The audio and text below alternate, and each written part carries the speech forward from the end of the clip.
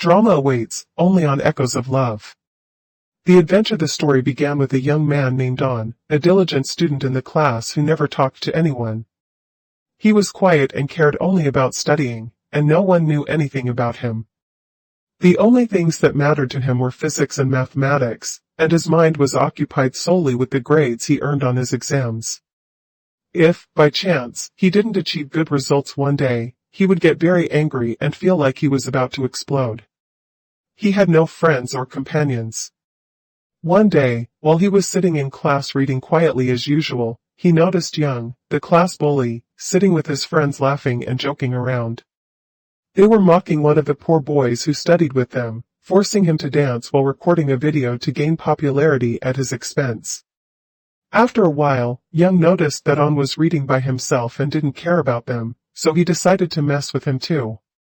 He took one of his friend's sneakers, walked up to On, turned his back toward him, then calmly pulled out one of his earphones and stared at him disdainfully. On smiled and said sarcastically, "Sorry, I didn't see you," and laughed as if nothing had happened. But On felt provoked and said, "Next time, watch where you're going." Young got angry and said, "You talk like you're not afraid of me," then stepped closer to him. On replied, "That kind of talk is very irritating. Be careful next time." Then he noticed a book in front of him and said, "When will you ever grow up? Take this book and read something useful. What you're doing is nothing but foolishness." The entire class was shocked, and everyone waited to see what Young would do. Would he attack him? Throw something at him? Or what exactly? Suddenly, a group of boys from the neighboring classroom, members of the baseball team, burst in. It was obvious they were looking for a fight. They started yelling at a boy named Suho, who studied with them. The students pointed out where he was sitting, and they found him sitting calmly, as if he didn't care about what was happening. The team captain approached Suho and asked, "Did you really dare to harass a girl named Sabah?" Suho replied, "Who? I don't remember her. Do you think I keep track of all the girls I flirt with?" His friend grew furious and lunged at him, trying to hit him and get revenge, while ordering his teammates to attack and surround him. Even though they were many, Suho was agile and skilled. He knocked them down one after another, as if he were playing rather than fighting. Despite their numbers, they couldn't lay a hand on him. After a while, the team captain lost his temper, pulled out a wooden bat, and decided to attack him, but Suho dodged every strike, one from the right, another from the left, until he cornered him and was about to strike him in the face. At that point, Suho truly got angry and said, "Now you've stepped into my zone. Let me show you." Then he charged at him and headbutted him so hard that he fell to the ground. After that, he turned to the others and told them to take their captain to the nurse's office. But when one of them tried to take down Suho's name to report him as the one who had beaten them, he attacked them again and beat them too, until all of them ended up in the nurse's office, injured. Suho looked down and saw papers and things scattered everywhere. Then he glanced at the students who had been watching him, smiled, and said, "Sorry, I didn't see you there. I was busy fighting these monkeys," then bent down slightly to pick up his belongings. Despite his great strength, Suho never liked humiliating people or showing off. He always treated everyone with respect. Afterward, he went home, and we learned that he lived only with his father, since his parents were divorced.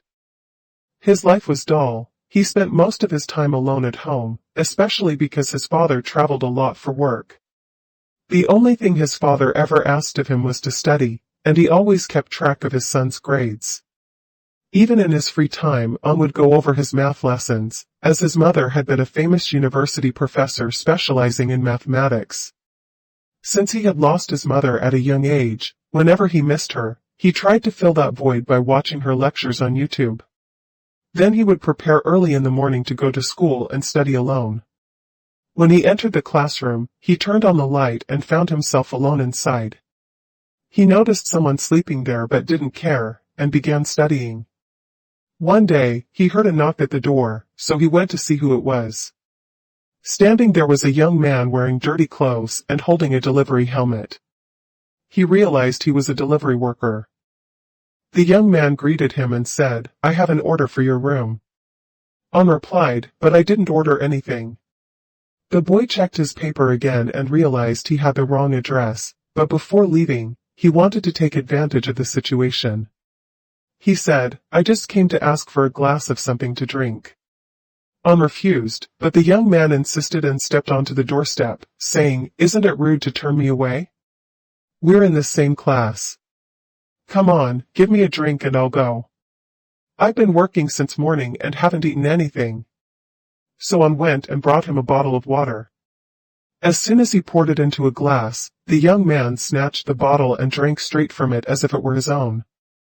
Then he thanked him and told him to meet him at school, and closed the door behind him. The next day, a new student arrived at On's school.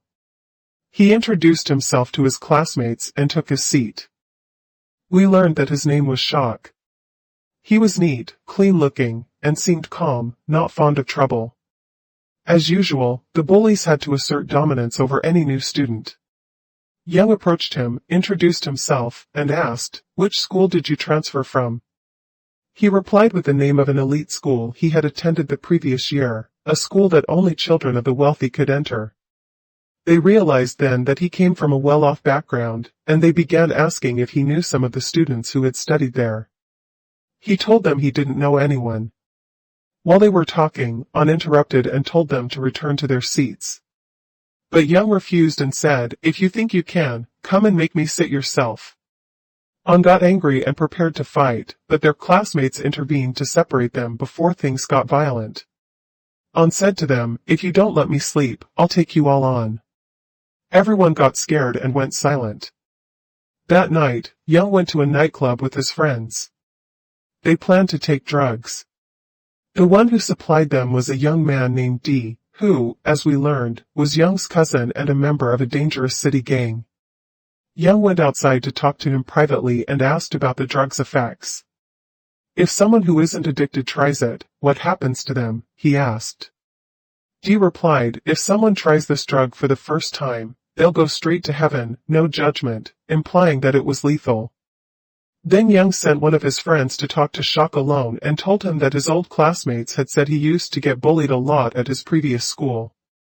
That was why he transferred, to escape them. But what he didn't know was that they were here too. Shock felt nervous and scared that his secret would be exposed and the bullying would start again. But Young reassured him, saying, "I'm not telling you this to scare you. I want you to be my friend. But if you really want to be my friend, you'll have to do everything I say. Your first task, to prove you're my friend, is to go to On and place this patch containing the drug on his neck." That day, they had an exam. And because Shock was afraid of Young, he decided to do what he was told, and he tapped his shoulder as a sign of agreement. And as time passed, he saw what they would say, "A fly was circling your neck and you were the one who hit it." And so they stuck that patch containing the drug to his neck without him noticing. When the exam began, he started to feel dizzy and sweaty, and he entered a state of hallucination, so he rushed to the bathroom and began to vomit. When he returned to the classroom, he felt something sticky on his neck, so he removed that patch and discovered that someone had stuck it on him to drug him. He began slapping his face hard to wake himself up. Everyone in the class thought he was crazy. After he came to and shook himself, he returned to review his answers and found that he had failed the exam and gotten everything wrong, and this was the first time he had ever failed a test. He became angry and left his seat heading straight for the boy to take revenge on him, because he was 100% convinced that he was the cause of all that he was the one who had slipped the drug onto our friend. He had a pen in his hand and a book in the other. He reached him and struck him 8 times in the face. His friend held him so he couldn't defend himself, while the third stood back watching and couldn't intervene. The whole class began to watch as he hit and landed blow after blow as if on a punching bag. Everyone around him was soaked with blood, and the bleeding started. When he fell to the floor, he was no longer able to move. He said to him, "Stay away from me," but he did not respond, so he increased the blows until he collapsed. At the last moment someone intervened and pushed him and said, "Are you crazy? You almost killed him. I thought you were weak, but you were a devil." That student got angry and tried to lunge at him with a glass, but he dodged it because he was stronger, attacking and moving while delivering strikes, and it became clear to us that he was a professional fighter.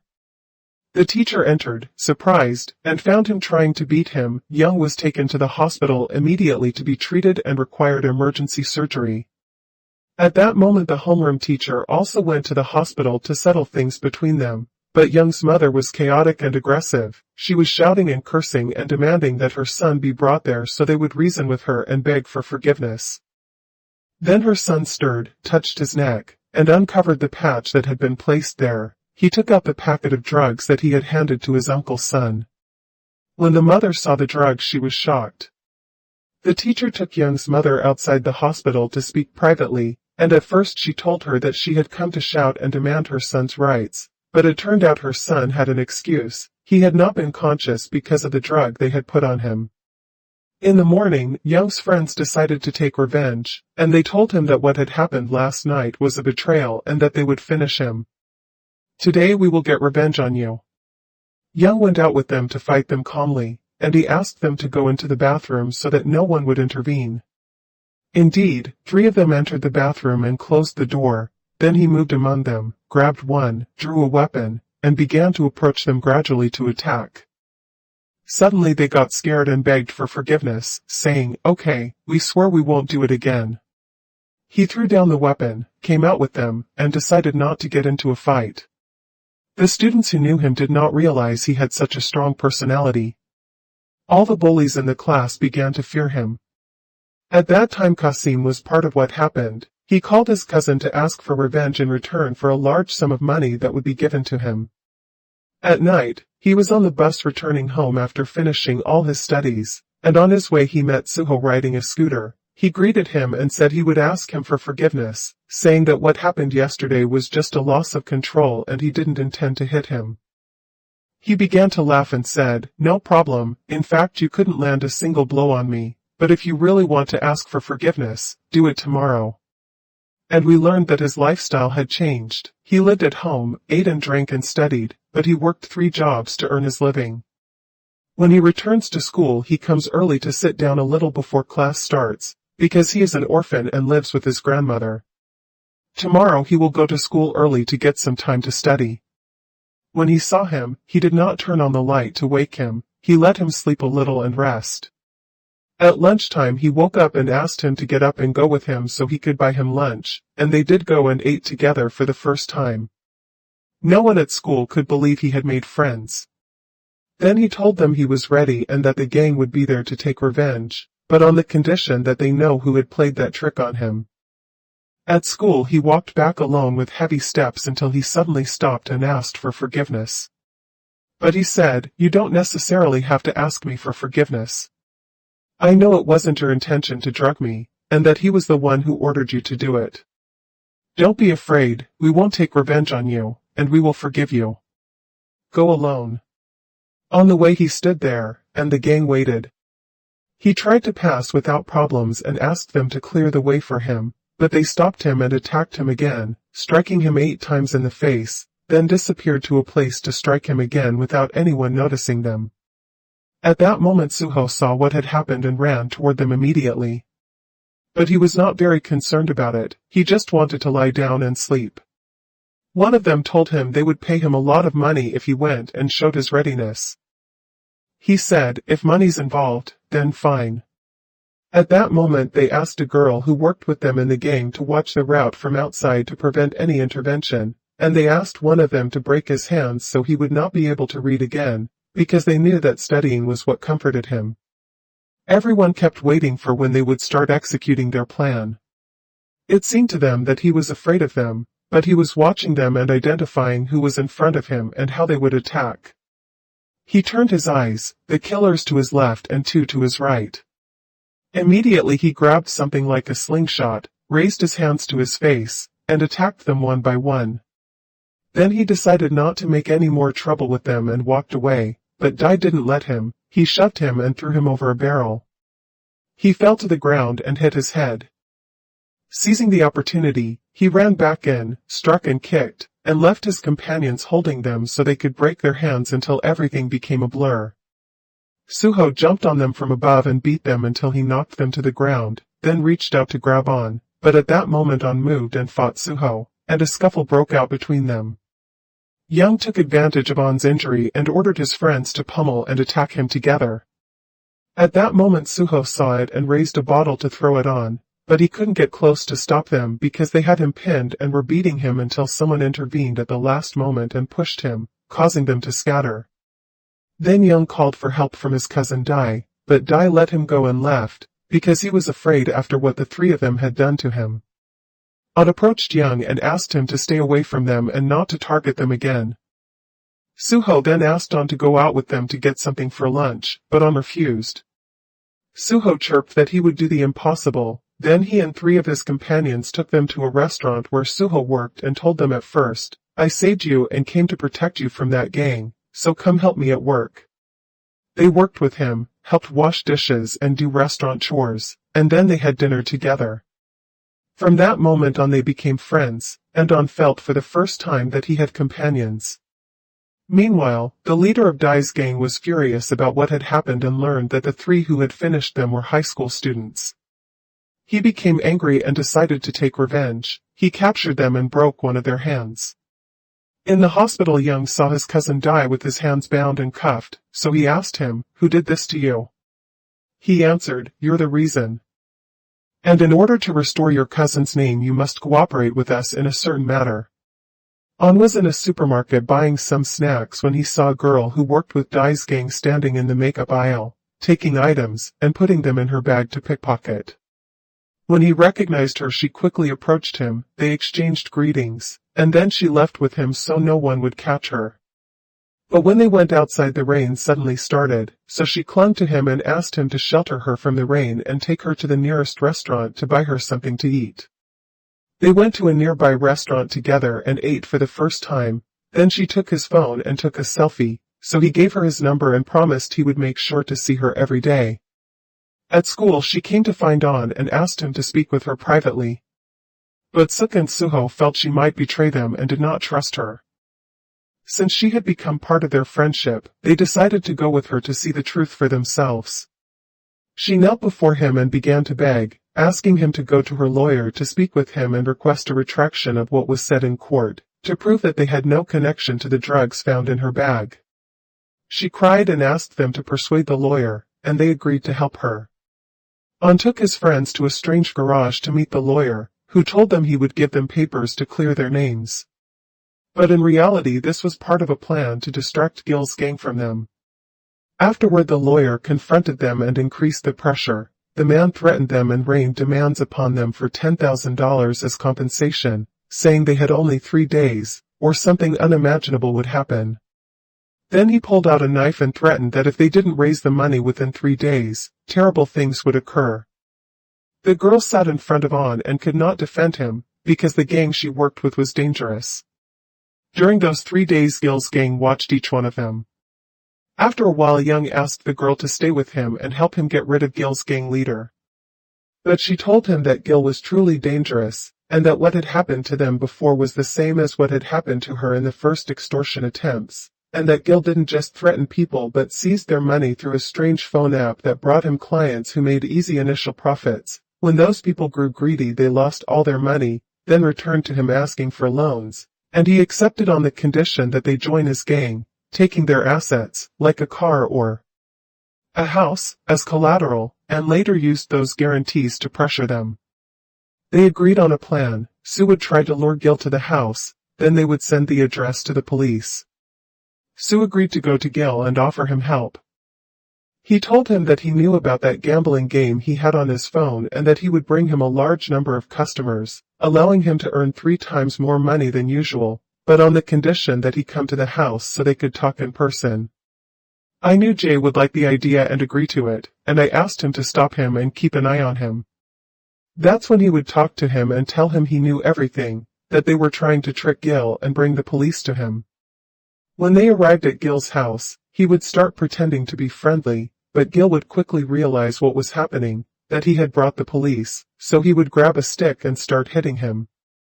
When he took his phone, he would see that the police were almost at the door, so he struck him on the head until he lost consciousness. Then he ordered his gang to flee immediately before the police arrived. At that moment, Suk would arrive before they escaped and offer Gil the money he wanted in exchange for releasing his friend, but Gil would become angry and disappear as well.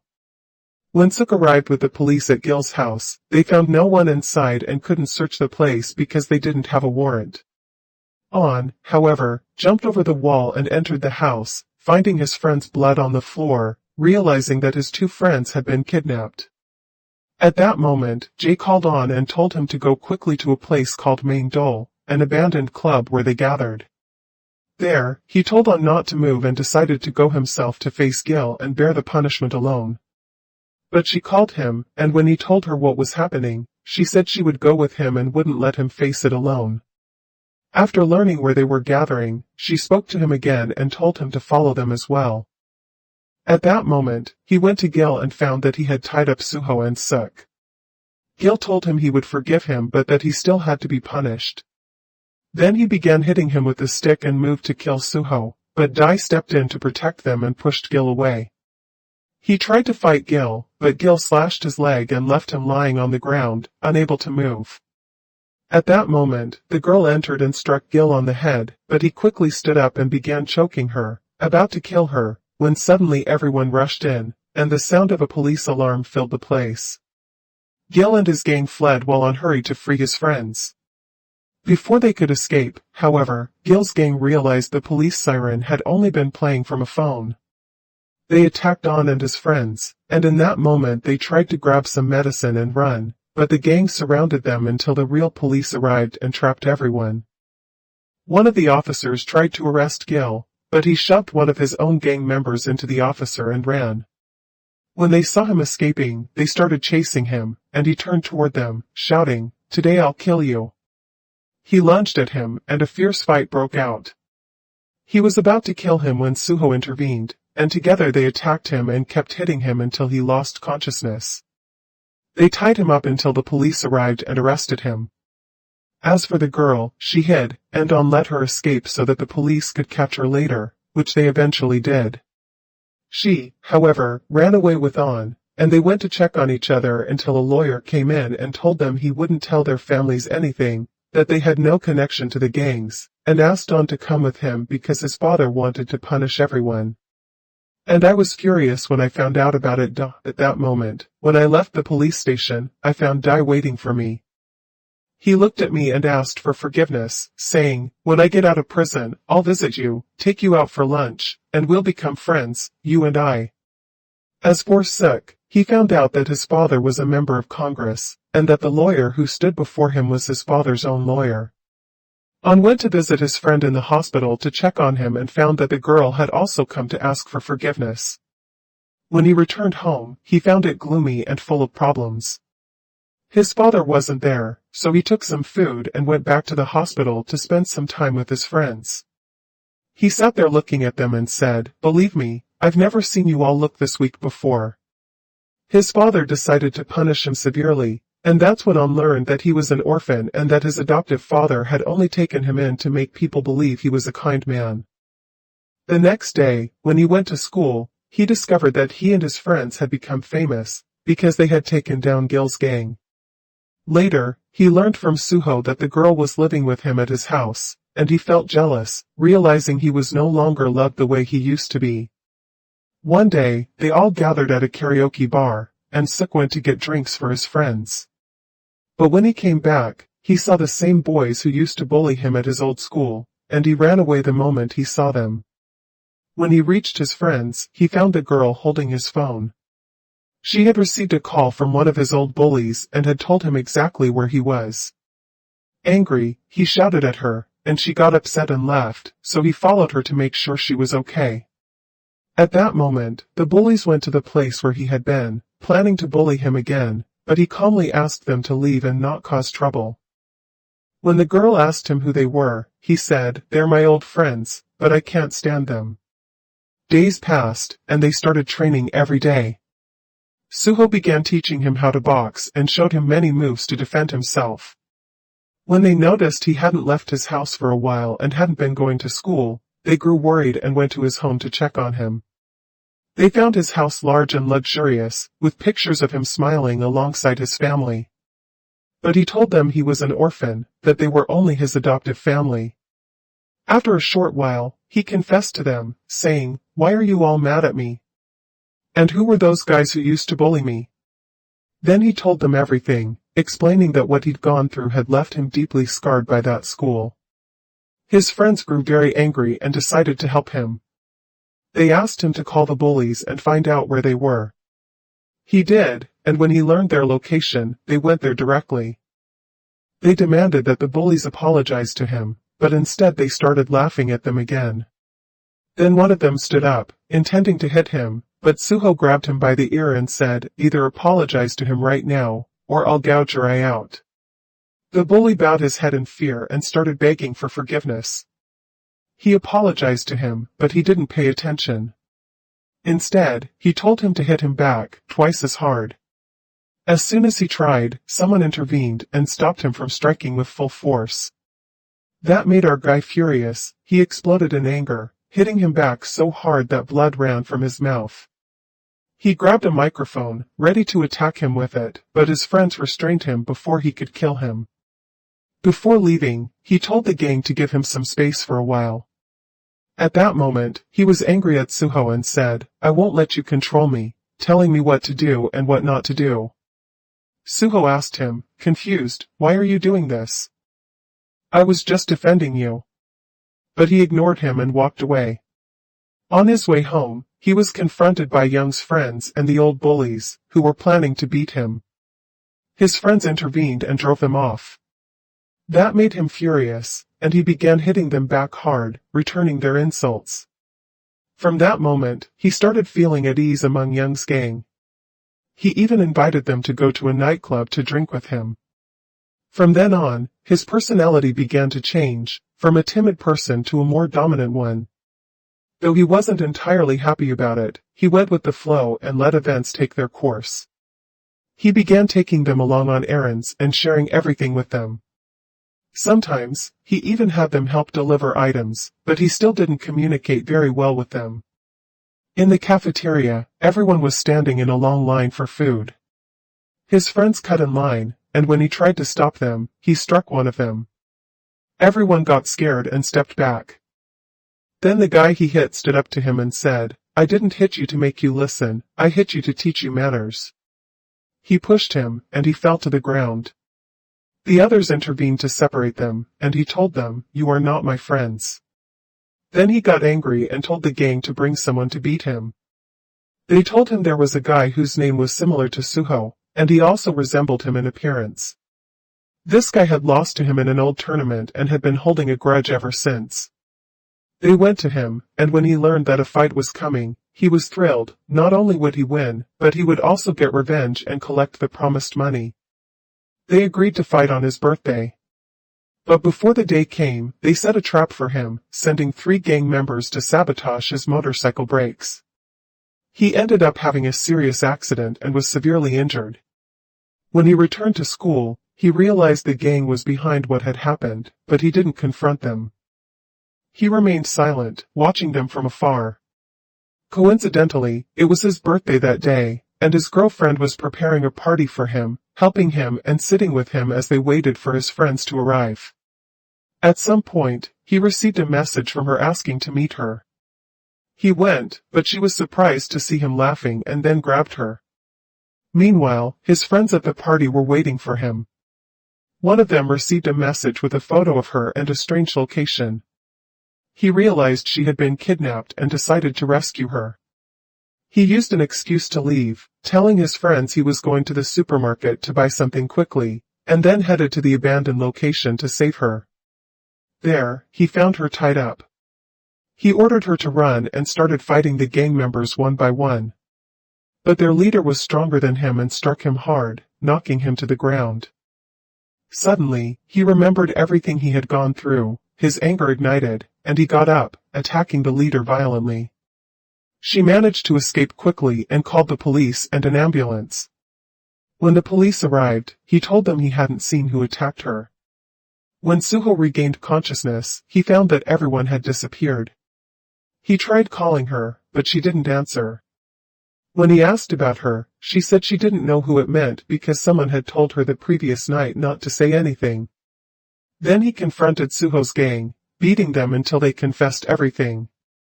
They revealed that Suho had hired someone to hit him, but he had shown up in his place to rescue her. After that, Suho went to thank his friend, but his friend refused to let him into the house. Suho noticed that his arm was broken and in a cast, so he asked him to come to school with him. He agreed, without discussing the matter, but it was clear he was holding something inside. Afterward, he went after the gang again, taking revenge for his friend. Then he received a call from him asking to meet and settle things once and for all. They met at a boxing club. Meanwhile, a girl called him, saying she had learned what happened the previous day and that he was looking for revenge. She decided to rush to him to stop him.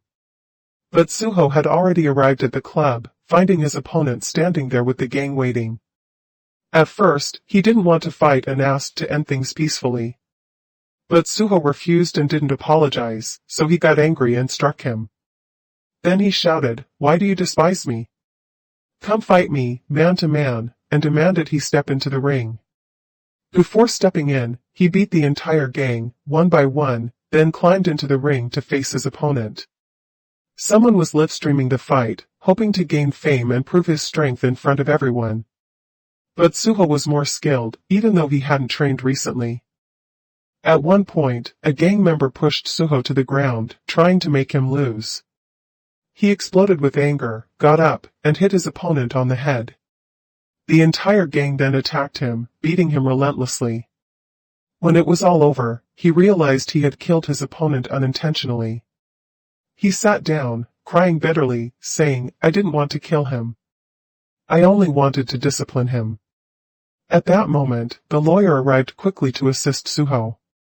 He called the police and instructed Suho's gang to tell everyone that they were just bystanders. When he returned home, his father was furious and started hitting him, saying, "You've committed a murder, and I have to get you out of this mess." He shouted back, "I hate you."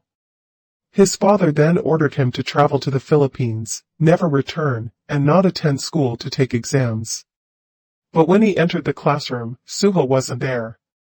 He found numerous messages asking him to call. When he did, he found her sitting and crying. She told him, Suho is in the hospital, between life and death. When he went to the hospital, she was crying and said, if you had been a little later, he would have been dead, but they revived his heart. Still, he will remain in a coma, and no one knows when he'll wake up. He went to Suho's room and found him sleeping. He also saw his grandmother standing silently. She was the only family member left, sitting and talking to him, saying that Suho had always spoken about her and that she was his closest friend. At that moment, he began to cry and decided to take revenge. He resolved to return to the school he had originally attended. Once he arrived, he grabbed a student and slammed the table, then took Silo and threatened him on the shoulder. If I want to know who did this and who hit him, the student got scared and recounted everything. He explained that he hadn't been there that night but had seen the video showing the entire gang beating his friend. He decided to send the video to find out who had crossed the line. After that, he went home to say goodbye to his teachers before traveling to the Philippines. He was furious and said, "You won't escape punishment. All of this is because of you, and nothing in our lives would have happened without you." When he arrived at the gang member's house, he found him crying. He grabbed him quickly and beat him severely, trying to control himself but failing. Each time he remembered what happened to his friend, he recalled his boxing training, grew angrier, and gathered strength to strike, injuring his eyes and breaking his legs, forcing him to confess that he himself had ordered the attack. Then he broke his other leg so he couldn't train again. Afterward, he grabbed a fire extinguisher and went to the market, where everyone who came out of the gang's territory let him strike them. Then he was alone. He went after Suho to take revenge, trying to hit him but couldn't because he was too close to them. When he left the school, all the students were afraid of him and cleared the way. He then went to his friend, and when he woke up in the morning, he found him standing there, saying, "I don't want to ask you about the things in your bag. I know it by blood, and I know you abandoned our home. At that moment, he began hitting him hard, but his friend was still unconscious. Meanwhile, I was traveling to the Philippines. She felt guilty because she was the cause of all this, so she distanced herself from Ono's life and stopped crying over them.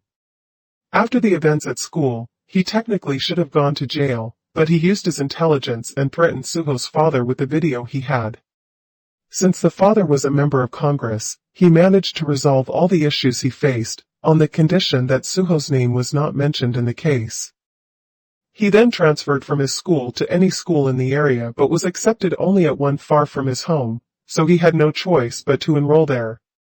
On his first day, he understood why they had accepted him despite everything. He saw students studying in groups like gangs. When he sat down, someone came to bully him, as in the past, but this time he was the strongest in the school. He wanted to leave his mark so everyone would fear him. He grabbed Silo and confronted everyone. And here we reach the end of the story, but there's a much more exciting next part. Don't forget to leave a like and comment. Subscribe for more.